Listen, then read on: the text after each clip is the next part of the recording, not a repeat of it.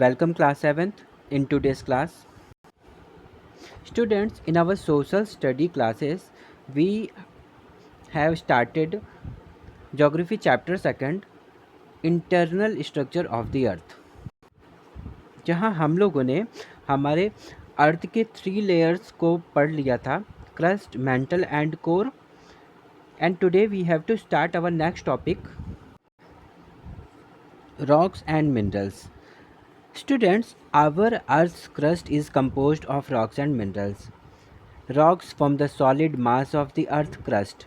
हमारे अर्थ के क्रस्ट का यानी जो अपर मोस्ट लेयर है उसका जो इम्पॉर्टेंट पार्ट है वो है रॉक्स. रॉक से ही बना हुआ है हमारा crust. The rock forming materials are called minerals. और ये रॉक्स किन चीज़ों से बने हुए होते हैं? ये मिनरल से मिलकर बने हुए होते हैं. मिनरल्स ही सॉलिड फॉर्म में रॉक्स के फॉर्म में हमें देखने को मिलता है. Rocks can be solid and hard like granite and marble और soft and loose like clay, chalk and salt. ये रॉक्स कई फॉर्म्स में मिलेंगे. कभी कभी ये सॉलिड फॉर्म में, बहुत हार्ड फॉर्म में भी मिल जाते हैं जैसे ग्रेनाइट और मार्बल. कभी कभी ये लूज़ फॉर्म में, या हम कह सकते हैं कि बहुत छोटे छोटे कणों के रूप में उसके पार्टिकल्स बहुत छोटे छोटे पार्ट्स में डिवाइड रहते हैं, जैसे चॉक और सॉल्ट. इस तरह के भी हमारे रॉक्स में कुछ फॉर्म्स होते हैं. ये बहुत ही इंपॉर्टेंट फिजिकल प्रॉपर्टीज़ होते हैं. इनके colours, composition, hardness etcetera different type के होते हैं. अलग अलग तरह के रॉक्स के कलर अलग होंगे.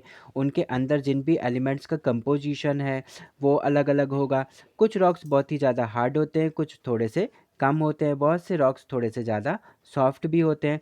तो इन बेसिस पर, इन फिज़िकल प्रॉपर्टीज़ के बेसिस पे हमारे जो रॉक्स होते हैं उनमें फ़र्क देखने को मिलता है. रॉक्स हम लोगों ने पहले भी समझा कि रॉक्स मिनरल से ही बने हुए होते हैं. ये जो मिनरल्स हैं जिनकी हम बात कर रहे हैं, जिनसे हमारे रॉक्स बने हुए हैं, ये मिनरल्स नेचुरल सब्सटेंसेस है. ये नेचुरल चीज़ें हैं. ये नेचर के साथ ही बनी हुई है, अर्थ के फॉर्म होने के साथ ही बनी हुई है. इसमें मैन का कोई भी रोल नहीं है उसको क्रिएट करने के लिए. ठीक है. हमारे अर्थ के क्रस्ट का जो ये पार्ट है वो इसी से बना हुआ है, हम लोगों ने पढ़ा. और ये बहुत ही उसका इम्पॉर्टेंट एक एलिमेंट है. डिफरेंट टाइप के जो रॉक्स हैं और डिफरेंट टाइप के जो भी हम देखते हैं रॉक्स के पीसेस, वो अलग अलग तरीके एलिमेंट्स के कंपोजिशन में होते हैं. इनमें डिफाइनाइट केमिकल कंपोजिशन होता है. इनकी फिजिकल प्रॉपर्टीज़ भी अलग अलग होती है, जो हम लोगों ने पहले भी डिस्कस किया है. ये मिनरल्स, ये रॉक्स कई बार मेटेलिक होते हैं और कई बार नॉन मेटेलिक होते हैं. ये दो टाइप के पाए जाते हैं. रॉक्स दो टाइप के होते हैं, मेटेलिक एंड नॉन मेटेलिक. कुछ मिनरल्स ऐसे होते हैं जिनके कलर, टेक्सचर, हार्डनेस और लस्टर के बेसिस पे हम उन्हें बहुत आसानी से पहचान भी पाते हैं. ये मिनरल्स बहुत ही ज़्यादा हमारे लिए यूज़फुल होते हैं. कुछ ऐसे भी हमारे पास मिनरल्स हैं जिनको हम फ्यूल्स की तरह यूज़ करते हैं, जिनसे हम एनर्जी क्रिएट करते हैं, लाइक कोल, नेचुरल गैस, पेट्रोलियम एट्सेट्रा. कुछ ऐसी चीज़ें भी होती हैं जिनको हम मेडिसिन के रूप में यूज़ करते हैं, फर्टिलाइजर्स की तरह यूज़ करते हैं, है ना. बहुत से, जैसे कुछ यूज़फुल और जो मिनरल्स हैं वो हमारे आयरन, गोल्ड, एल्युमिनियम एट्सेट्रा, जो बहुत डिफरेंट टाइप से हमारे लिए यूज़फुल होते हैं. तो ये मिनरल्स कहाँ पाए जा रहे हैं? ये हमारे अर्थ के क्रस्ट में पाए जाते हैं. A rock in which a particular mineral is found in a large percentage is called the ore. Ore क्या होता है? एक रॉक का बहुत बड़ा पीस या छोटा पीस जिसमें अलग अलग तरह के जो भी मिनरल्स हैं वो लार्ज अमाउंट में पाए जाते हैं. उस रॉक के पीस को हम लोग ओर कहते हैं. डेफिनेशन में याद रखेंगे इसको, ये हमारे आगे के क्लासेस में भी काम आने वाला है कि ओर्स क्या होते हैं. ओर्स बड़े रॉक्स के पीसेस या छोटे रॉक्स के पीसेस होते हैं जिनमें से हम मिनरल्स को अलग करते हैं, है ना. समझा है ना ये हम लोगों ने कि मिनरल्स ही सॉलिड फॉर्म में जब देखने को मिलते हैं तो वो रॉक्स के फॉर्म में दिखाई देते हैं, और उन्हें हम ओर्स कहते हैं. जिन रॉक्स में से हम मिनरल्स को अलग करते हैं उन्हें हम ओर्स कहते हैं. Mining is mostly done in those areas where ores are found. Mining करके ही हम मिनरल्स को निकालते हैं हमारे क्रस्ट के अंदर से. और ये कहाँ पर करेंगे? जहाँ पर हमारे पास मोस्टली मिनरल्स अवेलेबल होंगे. Clear? Our next topic is types of rocks. Rocks have different colors, minerals composition, hardness, etc. According to their formation, rocks are classified into three categories. हम लोगों ने rocks को three categories में बांटा हुआ है. First category is igneous rocks. Igneous rocks are formed by the cooling of molten magma.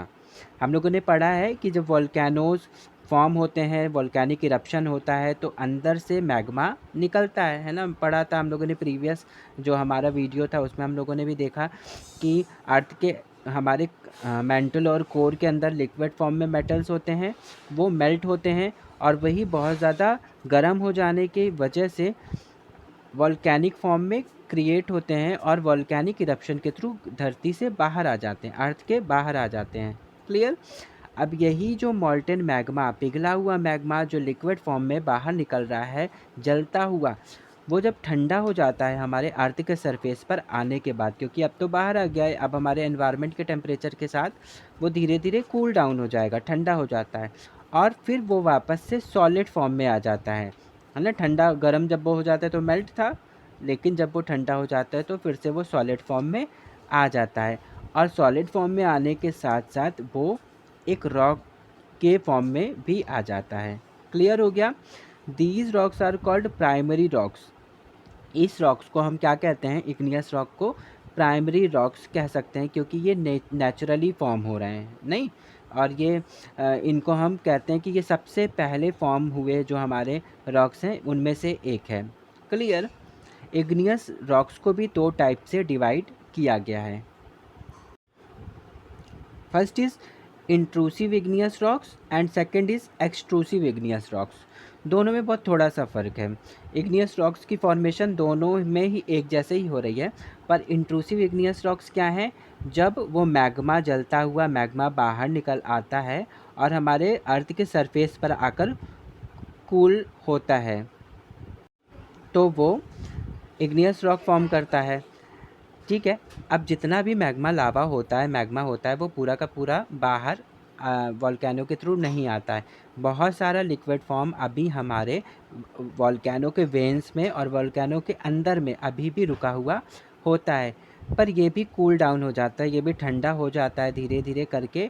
और हालांकि इसके कूल होने की जो प्रोसेस होगा वो थोड़ा स्लो होगा, क्योंकि ये नीचे है, ये हमारे ऊपर के एनवायरनमेंट के साथ कनेक्ट नहीं कर पा रहा है, उसके साथ नहीं जुड़ पा रहा है, इसलिए वो थोड़ा सा ज़्यादा टाइम लेकर ठंडा होगा, लेकिन वो भी सॉलिड फॉर्म में चेंज हो जाता है. तो इस सॉलिड फॉर्म में, वो लिक्विड के सॉलिड फॉर्म में चेंज हो जाने को से कौन सा रॉक बनता है? इंट्रूसिव इग्नियस रॉक्स बनता है. क्लियर हो गया? जैसे अगर हम इसका एग्जांपल लेते हैं तो dolerite and granite are the example of such rocks. Clear? जबकि हमारा एक्सट्रूसिव इग्नियस रॉक्स कैसा होता है? वो मैग्मा जो हमारे अर्थ के सरफेस पर आ जाता है, देन वो कूल डाउन होता है, ये एक्सट्रूसिव इग्नियस रॉक्स होंगे. इनके ठंडे होने का जो स्पीड होगा वो थोड़ा ज़्यादा तेज़ होगा, ये जल्दी ठंडे होते हैं और जल्दी सॉलिड फॉर्म में आ जाते हैं. Clear? These are some examples of igneous rocks. अब हम देखेंगे characteristics of igneous rocks. Igneous rocks के कौन कौन से मेन फीचर्स हैं या वो किस तरह का है इग्नियस रॉक्स. तो फर्स्ट कैरेक्टरिस्टिक क्या है हमारे इग्नियस रॉक का? These rocks do not have remains of plants and animals. In rocks के अंदर किसी भी तरह के प्लांट्स या एनिमल्स के रिमेन्स नहीं मिलते हैं. ये प्योर रॉक्स होते हैं यहाँ, क्योंकि ये बहुत अंदर से निकल कर आ रहे हैं और वहाँ पर कोई भी प्लांट्स या किसी भी एनिमल के रिमेन्स मिलने के कोई पॉसिबिलिटी ही नहीं है ना. तो वो प्योर रॉक्स होते हैं, प्योर मिनरल्स इसमें पाए जाते हैं. सेकंड, इसमें किसी भी तरह के बेड्स और स्ट्रैटास नहीं होते, ये किसी लेयर्स में नहीं पाए जाएंगे. मतलब अगर हम इसको देखते हैं तो ये पूरा का पूरा जो रॉक होगा, इग्नियस रॉक होगा, वो सेम कंपोजिशन वाला होगा, एक ही तरह. अगर एक पीस को देखते हैं और एक ही जगह पर पाया जा रहा है, तो वो उसके अंदर एलिमेंट्स का जो कंपोजिशन होगा ऑलमोस्ट दूसरे पीस ऑफ रॉक में भी वैसा ही होगा. ठीक है. तो ये एक जैसे एलिमेंट्स को कंटेन करता है और इसमें किसी भी तरह के लेयर्स नहीं दिखाई देते हैं। These rocks have metals and minerals like silver, gold, iron, etc. हमारे इग्नियस रॉक्स के अंदर ही सिल्वर, गोल्ड, आयरन जैसे मिनरल्स पाए जाते हैं बहुत ज़्यादा अमाउंट में। नेक्स्ट है, ये जो होते हैं ये बहुत ही हार्ड होते हैं और हार्ड होने की वजह से क्या होते हैं कि ये वाटर को अब्जॉर्ब नहीं करते या वाटर को ये वाटर इसके अंदर नहीं जा पाता है, ठीक है, इसके ऊपर ऊपर से ही होकर जाएगा। और ये क्योंकि बहुत हार्डनेस इसमें बहुत ज़्यादा होती है और डेंसिटी बहुत हाई होती है इसकी इग्नियस रॉक की, तो ये हमारे इग्नियस रॉक के कुछ कैरेक्टरिस्टिक्स हैं। Second type of rock is sedimentary rocks. The word sedimentary is taken from the Latin word sedimentum, meaning settle down. जो सेडिमेंट्री रॉक्स हमारे होते हैं ये सेडिमेंट से बने हुए होते हैं। रॉक्स रोल डाउन होते रहते हैं, एक दूसरे के साथ हिट करते रहते हैं, क्रैक्स बनते रहते हैं, जिसकी वजह से रॉक्स के बहुत छोटे छोटे फ्रैगमेंट्स में पीसेस ब्रोक डाउन होते रहते हैं, टूटते रहते हैं और वो छोटे छोटे पीसेस में बढ़ते रहते हैं। कई बार हाई टेम्परेचर की वजह से भी रॉक्स टूट जाते हैं, ब्रेक हो जाता है उनके बीच में या क्रैक्स पड़ जाते हैं। कई बार जब बहुत हाई रेनफॉल होती है तो हमारे दूसरे रॉक्स के जो पार्टिकल्स होते हैं वो उस बड़े पीस ऑफ रॉक से अलग होकर बह जाते हैं। कई बार जब बहुत स्पीड में हवा होती है, विंड की स्पीड बहुत ज़्यादा होती है, तो हमारे इन्हीं ब्रोकन रॉक्स से उसके जो छोटे छोटे फ्रेगमेंट्स होते हैं वो मूव कर जाते हैं। क्लियर? तो इस तरीके से जो हमारे रॉक्स डिफरेंट टाइप के और भी रॉक्स नेचर में पाए जा रहे हैं, जो उनके जो फ्रैगमेंट्स वो चाहे तो विंड की वजह से, चाहे वाटर की वजह से, चाहे मूविंग आइस की वजह से, किसी दूसरे रीजंस की वजह से स्मॉल पार्टिकल्स में डिवाइड हो जाते हैं और एक जगह से दूसरी जगह तक मूव करते हैं। ठीक है, ये स्मॉलर पार्टिकल्स जो कर रहे हैं इन्हें हम सेडिमेंट्स कहते हैं। क्लियर? ये सेडिमेंट्स हवा के साथ या रिवर के वाटर के साथ या रेन के वाटर के साथ ड्रेन कर उड़ कर बह कर एक जगह से दूसरी जगह तक मूव कर रहा है। और ये कहाँ पर इकट्ठा होगा? लो डाउन एरियाज़ में इकट्ठा होगा, जहाँ जहाँ का सरफेस जिस फिज़िकल फीचर में हमारे जाएंगे और वहाँ पर जो सरफेस होगा वो थोड़ा सा डाउन होगा, गहराई वाला होगा, तो ये वहाँ जाकर इकट्ठा होते रहते हैं। ठीक है, ये इकट्ठे होते होते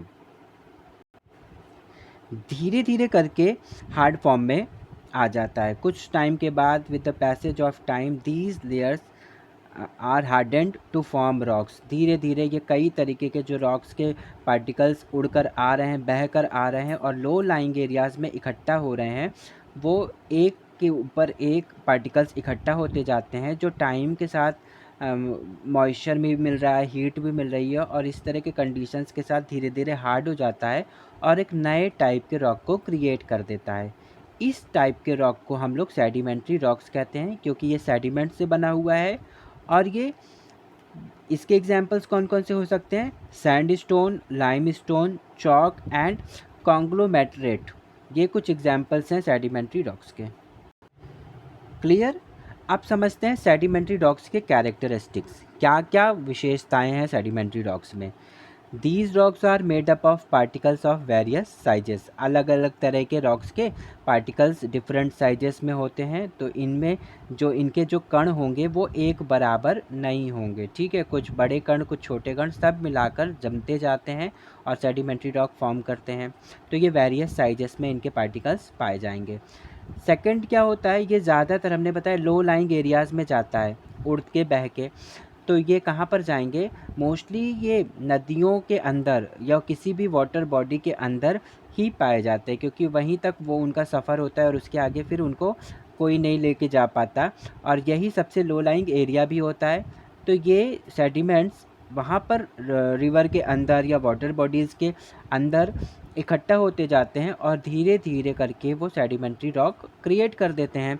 और इन रॉक्स को अगर हम ध्यान से देखते हैं तो इसमें वेव्स के और मड क्रैक्स के भी मार्क्स देखने को मिलते हैं। जैसे वेव्स होती हैं ना, लहरें, तो क्योंकि ये वाटर के अंदर हो रही हैं और वहीं से वाटर के वेव्स भी उठ रहे हैं वाटर में, रिवर में, उस वाटर बॉडी के अंदर जहाँ ये फॉर्म हो रहे हैं, तो उन वेव्स के क्या होते हैं, मार्क भी वहाँ पर बन जाते हैं इन रॉक्स के अंदर। तो हम बहुत आसानी से सेडिमेंट्री रॉक्स को पहचान सकते हैं क्योंकि इनमें वेव्स देखने को मिलते हैं।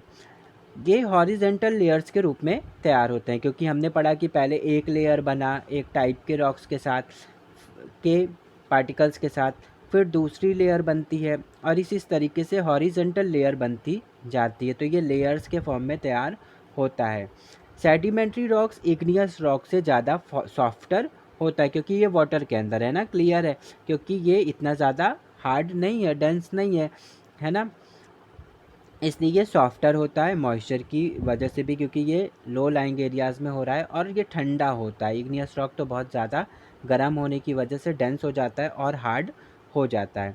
Between the layer these rocks also contain remains of plants and animals, क्योंकि ये तो फॉर्म ही हो रहा है लेयर्स के साथ, तो अगर कुछ पार्टिकल्स इकट्ठा हुए, थोड़ा सा बेड बना और एक लेयर तैयार हुई, फिर कुछ डेड एनिमल्स के पार्टिकल्स, भाई उस जगह से बहुत सारे अलग अलग तरह के एनिमल्स जा रहे हैं। हम मान लेते हैं कि अगर ये रिवर के अंदर फॉर्म हो रहा है तो वहाँ पर कुछ एक्वेटिक एनिमल्स भी मर रहे हैं, है ना, उनकी भी डेड हो जाती है, तो उनके बॉडीज़ भी बहकर उसके ऊपर हो सकता है पहुँच जाएँ, देन कुछ और पार्टिकल्स उसके ऊपर इकट्ठा हो जाएँ। तो हमारा जो सेडिमेंट्री रॉक है, अगर हम उसको बाद में उस और भी पीसेस करते हैं तो कई बार डेड प्लांट्स के, डेड एनिमल्स के भी फॉसिल्स मिलते हैं हमको, ठीक है। और इनके अलावा बहुत सारे फॉसिल फ्यूल्स लाइक पेट्रोलियम भी हमें इसी रॉक के अंदर मिलते हैं। Clear? This is example of sedimentary rock. हम क्लियरली देख सकते हैं कि ये कई लेयर्स में बना हुआ दिखाई दे रहा है और देखकर भी ये बहुत ज़्यादा डेंस नहीं लग रहा है, बहुत ज़्यादा हार्ड नहीं लग रहा है। तो हमारे सेडिमेंट्री रॉक्स को हम बहुत ही आसानी से आइडेंटिफाई कर सकते हैं। Next type of rock is metamorphic rocks. अब ये मेटामॉर्फिक रॉक्स क्या होते हैं? फर्स्ट तो हो गया इग्नियस, जो कि वॉल्केनिक इरप्शन के थ्रू बना। सेकंड हो गया सेडिमेंट्री, जो कि डिफरेंट टाइप्स के सेडिमेंट्स इकट्ठा होने के बाद सेडिमेंट्री रॉक्स बन गया। अब मेटामॉर्फिक रॉक्स कैसे फॉर्म हो रहा है?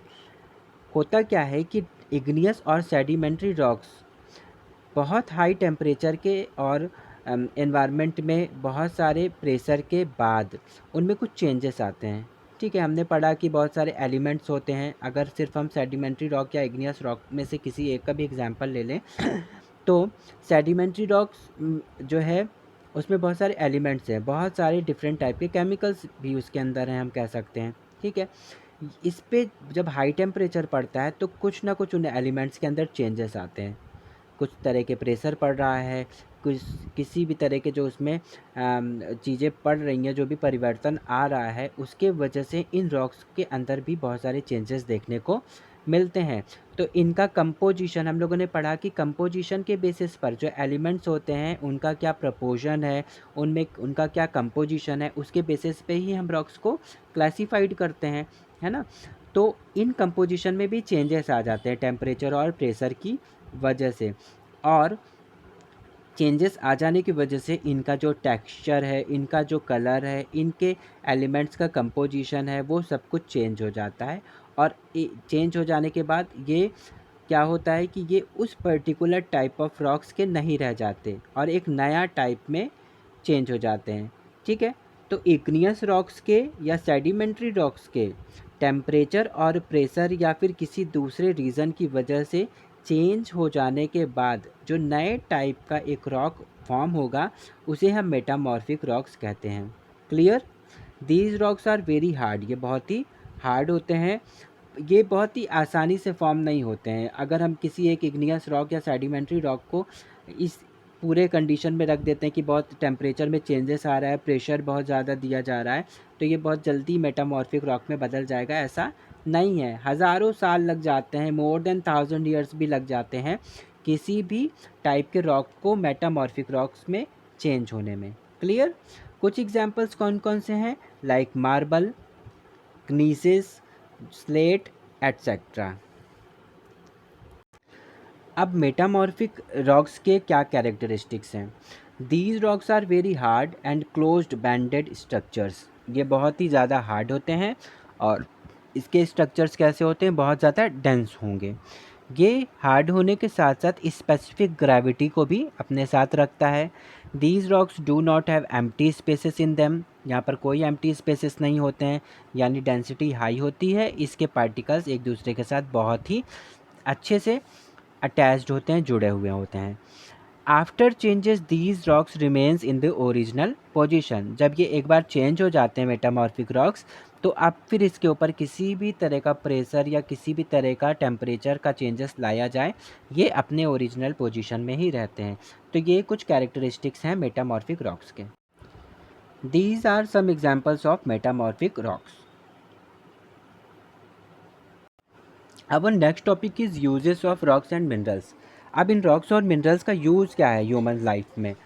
तो rocks are majorly used in the construction of roads, houses and buildings. Rocks से हम लोग हमारे रोड्स को बनाते हैं, हाउसेस बनाते हैं, बिल्डिंग्स बनाते हैं। मोस्टली जो कंस्ट्रक्शन वर्क होता है वो हमारा रॉक्स के थ्रू ही होता है। तो रॉक्स हमारे लिए बहुत ज़्यादा यूज़फुल होते हैं।